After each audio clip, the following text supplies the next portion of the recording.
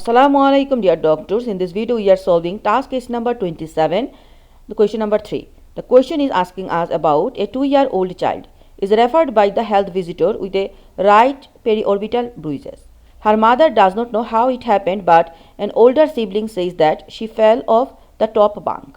The child is quiet, but aside from the bruise, examination is unremarkable. So they are asking about this case, that what is the cause of bruising in this child. Let's read the explanation.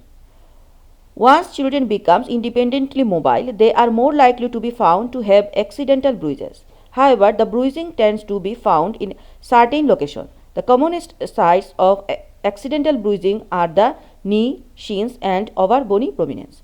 Remember, commonest sites of accidental bruising are knees, shins and over bony prominences.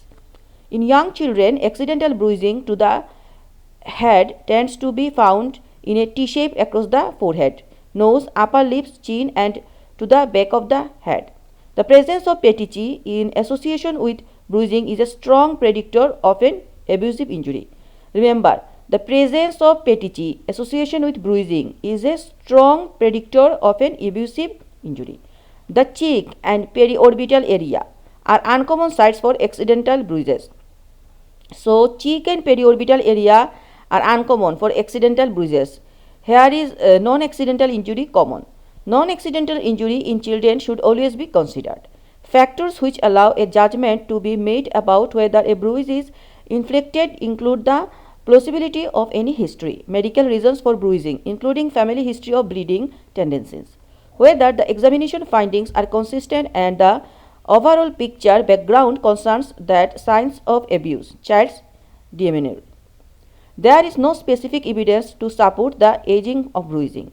Different people will describe the same bruises differently in terms of color, and the same individual may even describe it differently between examining the child and then reviewing the photographs. When a child presents with unexplained bruising, evidence of coagulopathy should be sought. Tests should be include a full blood count, clotting APTT, PT, TT and fibrinogen and a blood film. These tests will not exclude a patient function problem.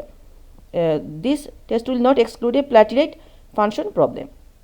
So, here the diagnosis is non-accidental injury because there is periorbital region and the judgmental of the background, all features are supporting non-accidental injury. So, answer is here H number, that is trauma or non-accidental injury. The cause of bruising is trauma or non-accidental injury. Please do subscribe and share my channel everyone. Thank you.